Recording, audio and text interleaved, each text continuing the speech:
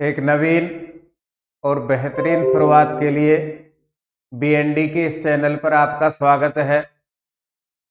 हम गद्य साहित्य को पढ़ रहे हैं। अब तक हमने गद्य साहित्य के प्रकार, उसकी परिभाषाओं के साथ में गद्य के दो मुख्य प्रकार कथा और आख्यायिका, सुबंधु के द्वारा लिखा हुआ वासवदत्ता, महाकवि बाण भट्ट और उनकी प्रमुख रचना कादंबरी, इनको पढ़ा है। अब हम 2009 से 2023 तक के प्रश्न महाकवि दंडी से संबंधित पढ़ेंगे। महाकवि दंडी के 3 प्रसिद्ध ग्रंथ हैं, दस कुमार चरितम, काव्यादर्श, अवंती सुंदरी कथा। इस ग्रंथ से कितने प्रश्न अब तक आ चुके हैं? महाकवि दंडी, उनका स्तुतिकाल, महाकवि दंडी का परिचय, ये भी आज का अपना विषय होगा। एकमात्र ऐसा चैनल जहां आपको विगत वर्षों के प्रश्न पत्र पढ़ाए जाते हैं। इनके आधार पर वर्तमान की तैयारी, भविष्य की तैयारी, दोनों का अंदाज हमें लगेगा। आइए प्रारंभ करते हैं। महाकवि दंडी।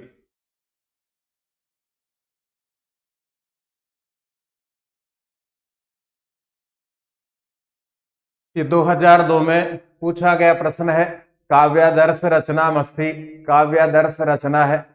महाकवि दंडी को पढ़ते समय हम ज्यादा ध्यान देते हैं दस कुमार चरितम की ओर, और कभी कभार ध्यान जाता है हमारा अवंती सुंदरी कथा की ओर। तीनों में से ही प्रश्न है, अलग अलग प्रकार के प्रश्न है। पहला प्रश्न है काव्यादर्श रचनामस्ति, काव्यादर्श रचना है, भवभूति मम्मट दंडिया भाष्य। तो यहाँ काव्यादर्श रचना है महाकवि दंडी की।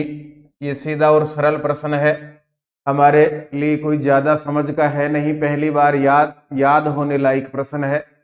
अब हम महाकवि दंडी, उनका स्तुतिकाल, उनकी रचना, इन तीनों के बारे में जानने का प्रयास करेंगे। ये पहले से भी अपना पढ़ा हुआ है, केवल हमें रिवाइज यहाँ से करना है।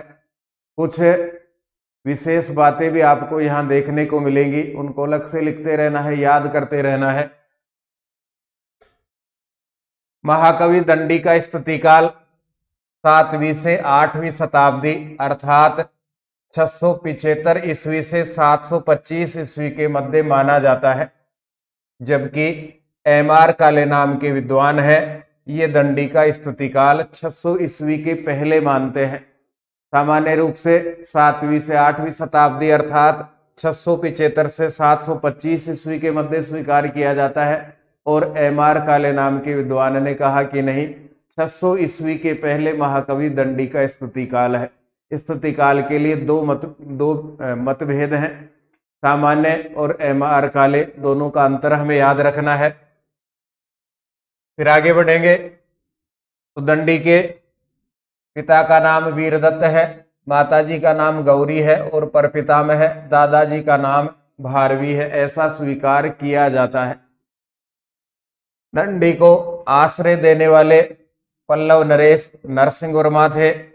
महाकवि दंडी ने अपने ग्रंथों में प्रसाद गुण, वैदर्भी रीति, जिसका अनुसरण महाकवि कालिदास ने किया है, और सुकुमार मार्ग, चूर्णक श्रेणी के गद्य का प्रयोग किया है। मार्ग 2 हैं, पहले भी हमने पढ़े हैं। एक है विचित्र मार्ग, इसके प्रवर्तक हैं महाकवि भारवी। दूसरा है सुकुमार मार्ग, इस सुकुमार मार्ग का महाकवि कालिदास और दंडी जैसे विद्वानों ने, जैसे महाकवियों ने, संस्कृत के महान लेखकों ने अनुसरण किया है। तो इसमें से दंडी ने सुकुमार मार्ग का अनुसरण किया है। गद्य के 4 प्रकार हैं, ये हम जानते हैं। 4 में से चूर्णक श्रेणी के गद्य का प्रयोग महाकवि दंडी ने अपने ग्रंथों में किया है। महाकवि दंडी के लिए एक विशेष बात है, इनकी कथाओं में मध्यावकाश या इंटरवल नहीं आता है। ये महाकवि दंडी के लिए कहा जाता है। महाकवि दंडी के लिए एक प्रसिद्ध सूक्ति भी है, कबीर दंडी कबीर दंडी कबीर दंडी न संशय है। ये महाकवि दंडी के लिए एक प्रसिद्ध सूक्ति है। आगे की विशेषताओं में हम देखें तो एक प्रशस्ति में ये भी कहा गया है वाल्मीकि और वेदव्यास के बाद दंडी का संस्कृत कवियों में तीसरा स्थान है। उसके लिए एक श्लोक कहा गया, जगति वाल्मीको, संसार में महर्षि वाल्मीकि के आने पर कवि रित्य भिधावत, कवि शब्द सार्थक हुआ। जब महर्षि वाल्मीकि संसार में आए तो कवि शब्द सार्थक हुआ। फिर कवि इति ततो व्यासे, कवि शब्द ये द्विवचन हो गया, ये कवि शब्द सार्थक हुआ जब वेदव्यास जी ने महाभारत लिखा। कवि प्रथमा का एक वचन शब्द सार्थक हुआ जब महर्षि वाल्मीकि ने आदर्श ग्रंथ रामायण लिखा। कवि द्विवचन, यह द्विवचन शब्द जब सार्थक हुआ जब वेदव्यास जी ने महाभारत लिखा। और कवि है, ये कवि शब्द का बहुवचन है, यह कवि शब्द जब सार्थक हुआ जब महर्षि दंडी ने अपने ग्रंथों की रचना की। ये श्लोक में कहा गया है कवि शब्द एक वचन, द्विवचन, बहुवचन। एक वचन का प्रयोग महर्षि वाल्मीकि के लिए, द्विवचन का प्रयोग महर्षि वेदव्यास के लिए और बहुवचन का प्रयोग महर्षि दंडी के लिए किया गया है। तो ये प्रशस्ति कहती है प्रथम स्थान वाल्मीकि, द्वितीय स्थान वेदव्यास और तीसरा स्थान महर्षि दंडी का संस्कृत काव्य में है। महर्षि दंडी की 3 रचनाएं हैं। 10 कुमार चरितम आख्यायिका है, इसका प्रसंग जब आएगा इसको पूरा पढ़ेंगे। अभी प्रसंग है काव्यादर्श का। यह अलंकारों से संबंधित ग्रंथ है, इसलिए कहा गया है आलंकारिक ग्रंथ। इस काव्यादर्श ग्रंथ पर सिंगली भाषा में राजसेन नाम के कवि ने सीए बस लकर अर्थात सौभाषा अलंकार नाम का ग्रंथ लिखा है। सिंगली भाषा राजसेन, इन्होंने सीए बस लकर, उसको कहा गया सौभाषा अलंकार, यह ग्रंथ लिखा है। और अमोघ वर्ष नाम के विद्वान के द्वारा कन्नड़ भाषा में कवि राजमार्ग नाम का ग्रंथ लिखा गया है। महर्षि दंडी के काव्यादर्श को देख करके 2 ग्रंथ लिखे गए सिंगली और कन्नड़ भाषा में। सिंगली भाषा के लेखक है राजसेन, इन्होंने लिखा है सीए बस लकार अर्थात सौभाषा अलंकार। और अमोघ वर्ष ने कन्नड़ भाषा में लिखा है कवि राजमार्ग। काव्यादर्श में मंगल श्लोक है, उसका प्रारंभ होता है सर्व शुक्ला सरस्वती, यहां से। इस सर्व शुक्ला सरस्वती के ऊपर सम्राट पुलकेशिन द्वितीय की पुत्र वधु विजका या विजया ने व्रथेव दंडिना प्रोक्तम सर्व शुक्ला सरस्वती टिप्पणी की है। फिर से समझिए, काव्यादर्श में एक मंगल श्लोक लिखा हुआ है, वह मंगल श्लोक प्रारंभ होता है सर्व शुक्ला सरस्वती इन 2 शब्दों से। इस सर्व शुक्ला सरस्वती पर सम्राट पुलकेशिन द्वितीय की पुत्र वधु विजका या विजया ने एक टिप्पणी लिखी है। वह टिप्पणी इस प्रकार से प्रसिद्ध है, व्रथेव दंडिना प्रोक्तम सर्व शुक्ला सरस्वती, ये इनकी टिप्पणी प्रसिद्ध है।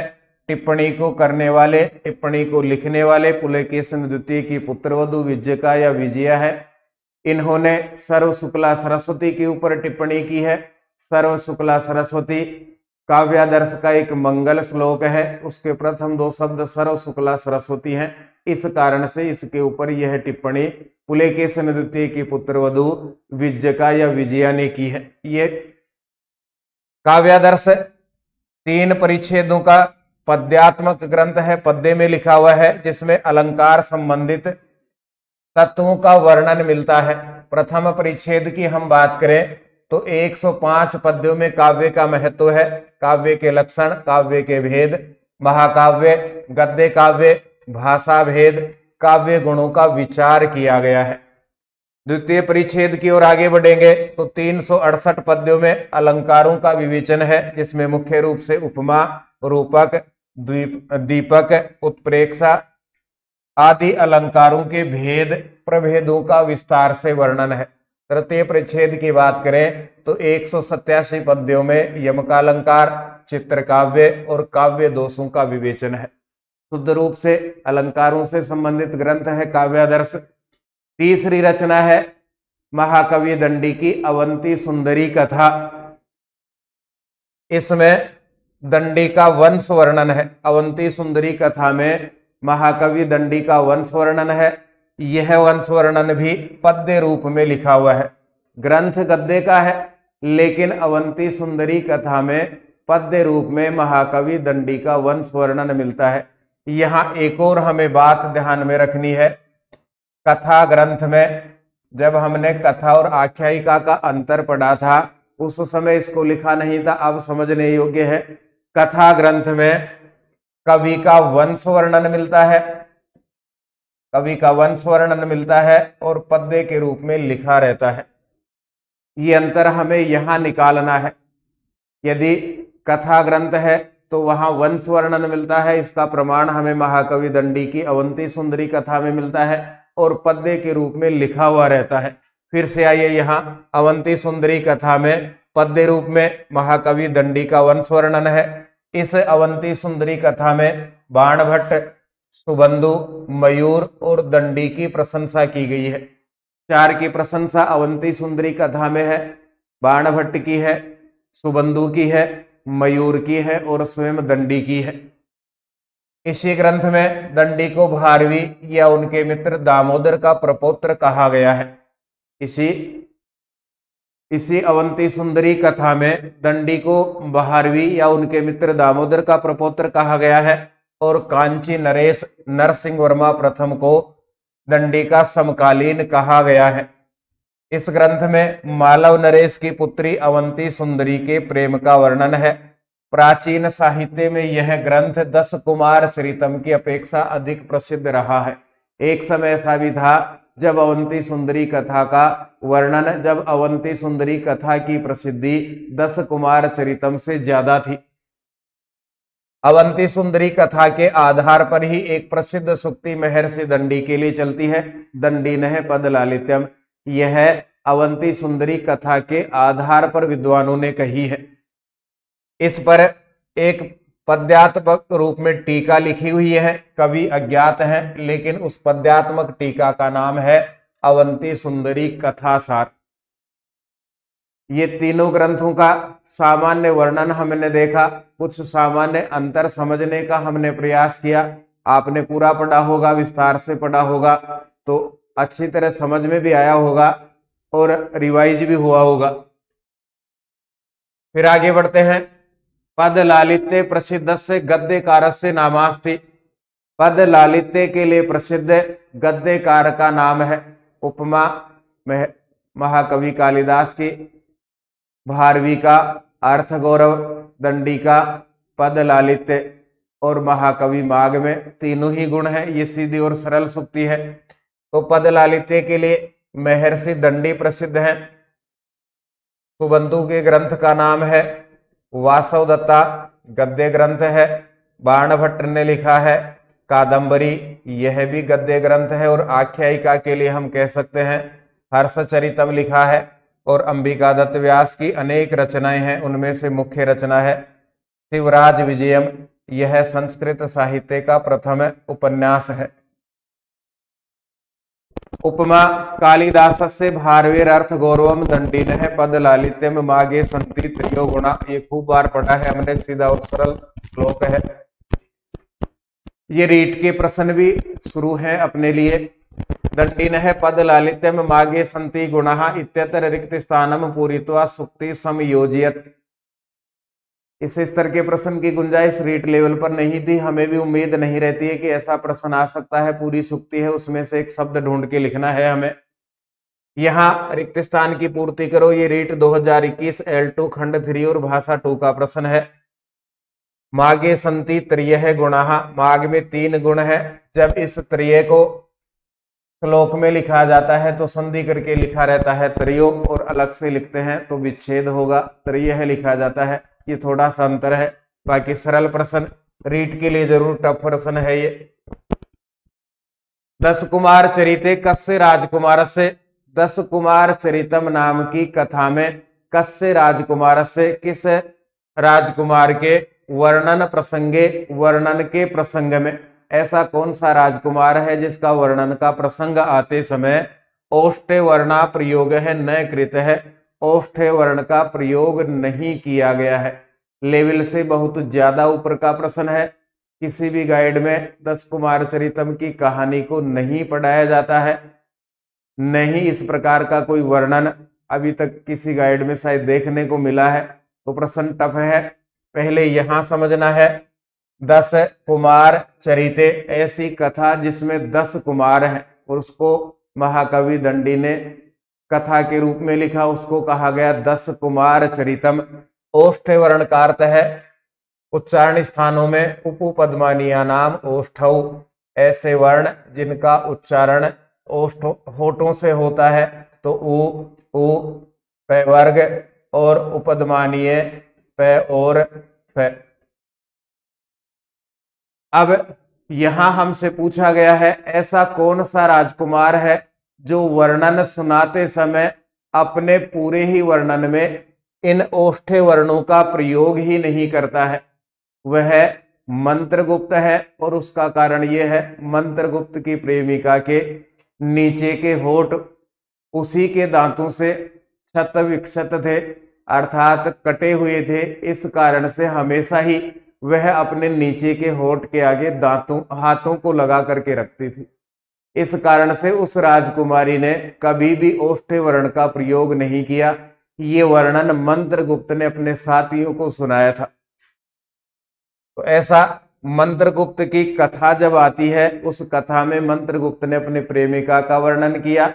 प्रेमिका का अधर कटा हुआ था, इस कारण से हाथ से ढक करके रखती थी और उसने कभी भी अपनी पूरी कथा में ओष्ठे वर्ण का प्रयोग नहीं किया है।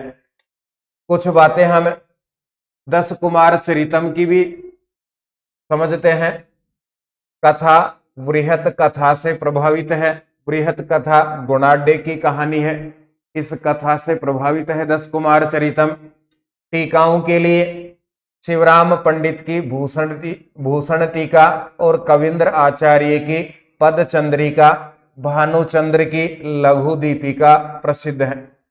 3 टीकाएं 10 कुमार चरितम की विशेष रूप से प्रसिद्ध हैं। पहली टीका शिवराम पंडित ने लिखी, भूषण नाम है। दूसरी टीका कविंद्र आचार्य ने लिखी, पदचंद्रिका नाम है। तीसरी टीका भानुचंद्र ने लिखी, इसका लघु द्वीपिका नाम है। और तीनों ही टीकाओं की एक मुख्य विशेषता है, 10 कुमार चरितम कथा के 3 भाग हैं। पूर्व पीठिका 10 कुमार चरितम और उत्तर पीठिका, 3 भाग हैं 10 कुमार चरितम के। तीनों ही टीकाएं इस ग्रंथ के मध्य भाग 10 कुमार चरितम के ऊपर लिखी गई है। 10 कुमार चरितम के 3 भाग हैं। पहला है पूर्व पीठिका, यह प्रारंभिक भाग है और इसमें 5 उच्छ्वास हैं। इसमें वर्णन है 2 राजकुमारों की संपूर्ण कहानी और इस कथा के नायक राजवाहन की अधूरी कथा का वर्णन है। अब आइए हम इस पूर्व पीठिका के प्रथम उच्छ्वास को प्रारंभ करते हैं।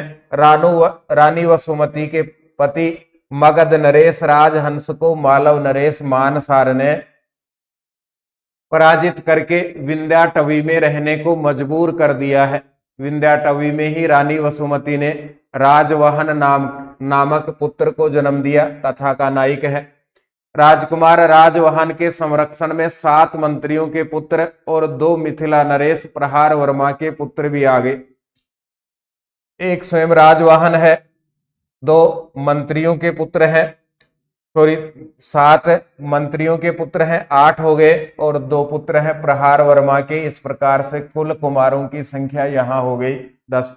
एक स्वयं राजवाहन, 7 मंत्री पुत्र और 2 मिथिला के राजा प्रहार वर्मा के पुत्र, कुल 10 कुमार हो गए, इसलिए 10 कुमार चरितम है।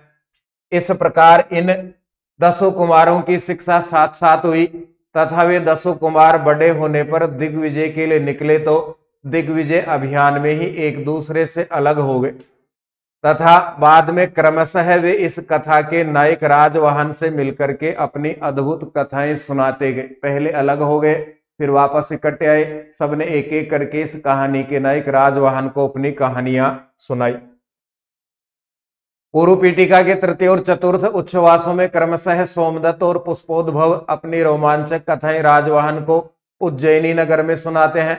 पंचम उच्छ्वास में राजवाहन और मालव नरेश तथा मगध नरेश के शत्रु मानसार की पुत्री अवंती सुंदरी का प्रेम और अद्भुत परिणय वर्णित है। इस राजवाहन और अवंती सुंदरी की कथा का मूल 10 कुमार चरितम के प्रथम उच्छ्वास तक वर्णन है, जहां अवंती सुंदरी का भाई चंडवर्मा नायक राजवाहन को बंधन में डालकर चंपा पर आक्रमण के लिए ले जाता है।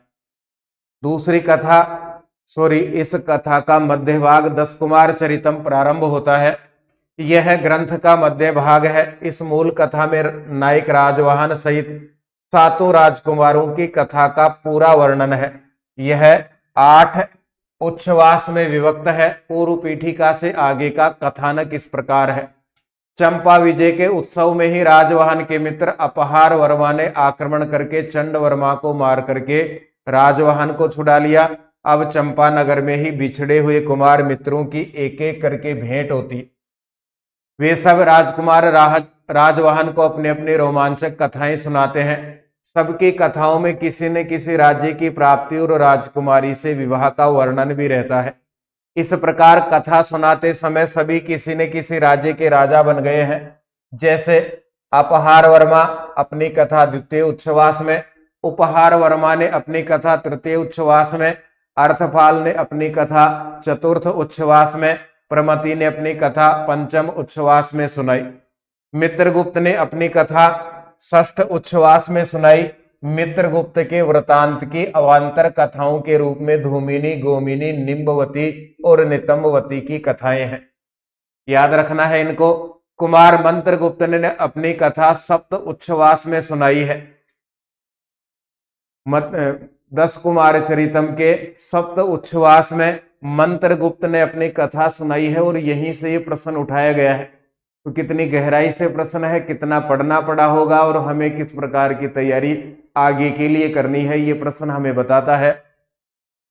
मंत्रगुप्त के वृतांत की विशिष्टता है कि उसमें ओष्ठवर्ण अर्थात प वर्ग का बिल्कुल प्रयोग नहीं है। मंत्रगुप्त के वृतांत में पदांत मैं को भी अनुस्वार लिखा गया है। ये दूसरी विशेषता है। यदि पद के अंत में मैं आया है तो मैं नहीं लिख करके उसको अनुस्वार के रूप में लिखा गया है। इसका कारण कवि ने बताया है कि मंत्रगुप्त की प्रियतमा के दांतों द्वारा अदरक्षत होने से वह हाथों से अपने होठों को छिपाए हुए था। मंत्रगुप्त की कथा में ही लालित्य का अनुपम सन्निवेश है। इस प्रकार विश्रुत ने अपना कथानक 8 उच्छ्वास में सुनाया है। 8 उच्छ्वास हैं, उनमें से 7वें में मंत्रगुप्त की कथा है। ओष्ठ्य वर्ण का प्रयोग नहीं है। पदांत में को भी अनुस्वार लिखा गया है। उत्तर पीठिका यह ग्रंथ का तीसरा भाग है, जिसमें राजकुमारों के वर्णन को उपसंहार दिया गया है। उत्तर पीठिका में ये सभी मिलकर मगध नरेश राजहंस के पास जाते हैं। राजहंस इन कुमारों को सभी विजित राज्यों को समर्पित कर स्वयं वानप्रस्थ आश्रम स्वीकार कर लेते हैं। एक छोटा सा डेमो कहानी का आपके लिए, जरूर सुने नहीं तो पढ़े, यहाँ से नहीं तो दूसरी जगह से जो आपके पास में उपलब्ध पुस्तक है पूरी कहानी पढ़ने का प्रयास करें, तब जाकर के इससे आगे आने वाला प्रश्न वो हम परीक्षा में सोल्व कर पाएंगे। अब 10 कुमार चरितम कथा है या आख्यायिका है, इसके ऊपर भी विद्वानों में मतभेद है। उसकी चर्चा भी हमें यहाँ करनी चाहिए। यह ग्रंथ अपने उच्छ्वासों में विभाजन और कुमारों के स्ववृत्त वर्णन जैसे लक्षणों के कारण आख्यायिका श्रेणी में है। कथा और आख्यायिका में अंतर करते समय हमने देखा था कथा का विभाजन नहीं होता, कथा का विभाजन नहीं होता है, जबकि आख्यायिका का विभाजन 2 प्रकार से होता है। आख्यायिका का विभाजन 2 प्रकार से होता है। उच्छ्वास उसमें से 2 में से एक प्रमुख प्रकार है। तो यहाँ 10 कुमार चरितम उच्छ्वासों में बटा हुआ है। जैसे 10 कुमार चरितम मध्य भाग में 8 उच्छ्वास हैं, इसलिए ये 2 लक्षण ये बताते हैं कि यह आख्यायिका होनी चाहिए, कथा नहीं। लेकिन स्वयं महाकवि दंडी ने इसको आख्यायिका नहीं कह करके कथा की श्रेणी में रखा है। इसलिए संस्कृत साहित्य में 10 कुमार चरितम, इसलिए संस्कृत साहित्य में 10 कुमार चरितम को कथा माना जाता है, आख्यायिका नहीं। गुणवती कन्या कथा कस्मिन काव्य आयाति, गुणवती कन्या की कथा किस काव्य में आती है।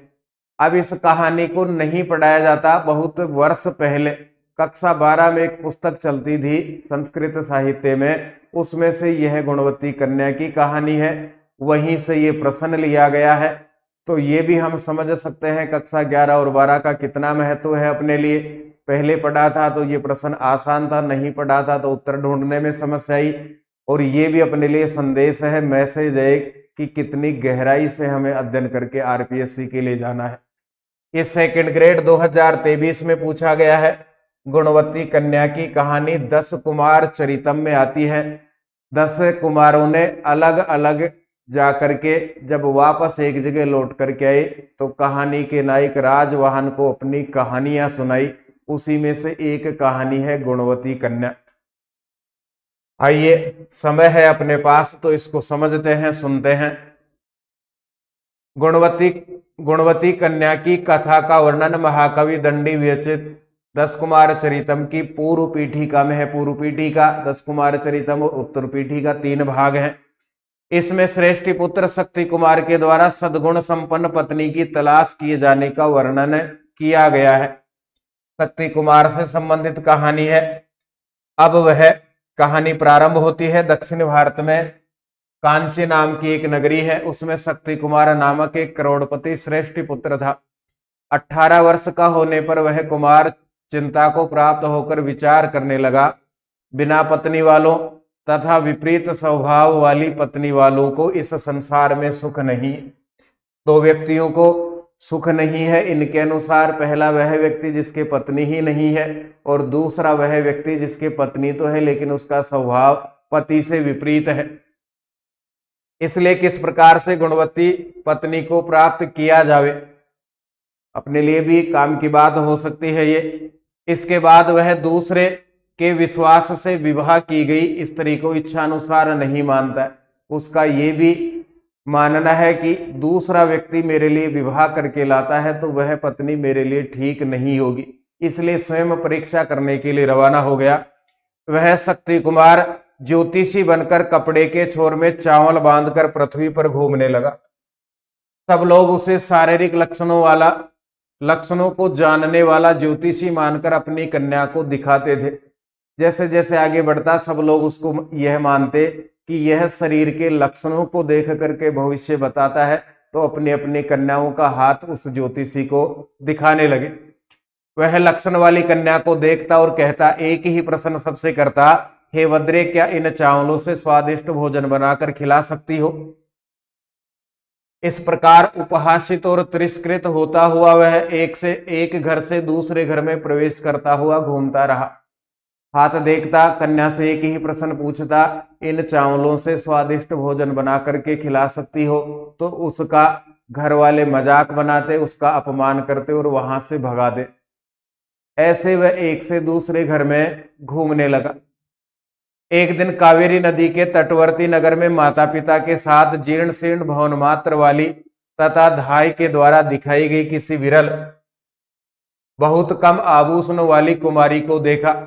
इस कन्या में दृष्टि लगने पर शक्ति कुमार ने विचार किया, निश्चय ही इस कन्या के सभी अंग न अधिक मोटे हैं, न अधिक कमजोर हैं, न अधिक छोटे हैं, न ही अधिक दीर्घ हैं, न ही विकट है तथा निर्मल भी नहीं है। इस प्रकार की आकृति चरित्र का उल्लंघन नहीं कर सकती। ये उसके द्वारा चरित्र देखने का पैमाना है। इसका चरित्र भी श्रेष्ठ है। मेरा हृदय इसमें आसक्त हो गया है, अतः इसकी परीक्षा करके इसके साथ विवाह करना चाहिए। उसने कोमल दृष्टि से कहा, भद्रे, क्या तुम्हारे में इन थोड़े से चावलों से पूरा भोजन बनाकर खिलाने की कुशलता है। इसके बाद उस कुमारी के द्वारा वृद्ध दासी अभिप्राय पूर्वक या कारण सहित देखी गई प्रश्न किया। कुमारी से कुमारी ने सीधा जवाब नहीं देकर के दासी की ओर देखा कि हाँ, मैं ऐसा कर सकती हूँ। उसके हाथ से मुट्ठी भर चावल लेकर किसी साफ सुथरे चबूतरे पर धुलाए गए पैरों वाले उस श्रेष्ठ कुमार को बैठाया गया। 3 बातें भारतीय संस्कृति में कोई भी मेहमान आता है तो उसके लिए रहती हैं, उसी का पालन कुमारी ने किया। मीठी वाणी, पीने के लिए पानी, और बैठने के लिए आसन। तो उस कुमार को पैर धुलाए और चबूतरे पर बैठा दिया गया। इसके पश्चात उस कन्या ने उन सुगंध युक्त सालियों अर्थात धान को उलट पुलट कर थोड़ा सा धूप में सुखाकर बार बार परिवर्तित कर स्थिर एवं समतल भूमि पर मूसल से कूटकर तोसों से साबुत चावलों को अलग कर लिया गया। एक कुमारी किस प्रकार से भोजन बनाती है यह उसकी बुद्धिमत्ता दिखाई जा रही है। तथा उस कन्या ने अपनी धाय से कहा, हे माता, आभूषणों को साफ करने में समर्थ इन तुसों को चाहने वाले स्वर्णकार हैं। उन्हें स्वर्णकारों को बेचकर बदले में प्राप्त कौड़ियों सिक्कों से मजबूत कमगीली और कम ही सूखी लकड़ियां, थोड़े अन्न को पकाने वाली देगची तथा 2 सकोरे ले आओ। चावल कुमार के हैं, चावलों से ही सब प्रकार की व्यवस्था की जा रही है। यह सब लाने के बाद बार बार अंगुलियों से इधर उधर करके साफ किए गए कण और भूसे वाले इन चावलों को अनेक प्रकार पानी से धोकर उबलते हुए 5 गुने पानी में डाल दिया। उन चावलों की नए खिली हुई अवस्था का होने पर अग्नि को कम करके ढक्कन से देगची का मुंह बंद करके मांड को चावलों से अलग कर दिया। चमचे से ऊपर नीचे करके समान रूप से पके हुए चावलों के होने पर उस देगची को नीचा मुंह करके रख दिया। ईंधन के भीतर से नए जले हुए भाग पर जल छिड़क कर अग्नि को ठंडा करके उनका कोयला बनाकर उनको चाहने वालों को बेचने के लिए भिजवा दिया। कोयले से प्राप्त कौड़ियों को देकर धाय को साग, घी, दही, तेल, आंवला तथा इमली लाने को कहा गया। यह सब आ जाने पर उस कन्या ने उस मांड को पंखे की हवा से ठंडा करके नमक आदि डालकर तैयार किया। इसके बाद आंवला, थोड़े से पिसे हुए कमल गंध डालकर धाय के द्वारा उस शक्ति कुमार को निमंत्रित किया गया कि आइए आप भोजन के लिए पधारे। वह श्रेष्ठ पुत्र भी स्नान करके साफ सुथरे चबूतरे पर रखी चौकी पर चढ़कर पीले व हरे रंग के केले के पत्ते के ऊपर 2 मिट्टी के पात्रों को हाथ से साफ करते हुए बैठ गया। वह कन्या सर्वप्रथम पेय पदार्थ को ही लाती है। पेय पदार्थ पीने के लिए जो उस कन्या ने बनाए थे, आज वाले पेय पदार्थ नहीं। शक्ति कुमार उसे पीकर मार्ग की थकावट को दूर करके प्रसन्न दिखाई देने लगा। इसके बाद 2 चम्मच घी डालकर भात, सूप, शाकादि, सुगंधित और शीतल छाछ तथा कांजी के साथ भोजन किया। भोजन के बचे रहने पर शक्ति कुमार ने तृप्त होकर गले तक पानी पिया अर्थात प्रचुर मात्रा में जल पिया। इस प्रकार भोजन आदि से संतुष्ट होकर वह श्रेष्ठ पुत्र विधिवत विवाह करके उस कन्या को अपने घर ले आया। सेठ पुत्र का आप देखिए चरित्र का उसने परीक्षण कर लिया। चरित्र के साथ में ही उसने परीक्षण किया कि कन्या भोजन बना सकती है क्या, कम खर्चे में बहुत स्वादिष्ट भोजन बना सकती है क्या, ये उसका मापदंड था। कन्या के साथ प्रिय सहचरी की तरह व्यवहार किया। आलस से रहित होकर उस कन्या ने भी घर के कार्यों को सदैव पूरा किया। उस कन्या ने परिवार के अन्य सदस्यों को भी अपने गुणों से अधीन कर लिया। उसके गुणों से वशीभूत पति भी संपूर्ण परिवार को उसके अधीन करके उसके अधीन जीवन और शरीर वाला होकर धर्म अर्थ काम त्रिवर्ग का सेवन करने लगा। मोक्ष नहीं है यहाँ, त्रिवर्ग जहां भी कहा जाएगा वहां धर्म अर्थ और काम ये 3 ही बातें आती हैं। ये भी श्रेष्ठ पुत्र की कहानी है और इसी में से प्रश्न पूछा गया है अपने लिए, जिसकी हमें किसी भी प्रकार से उम्मीद नहीं थी।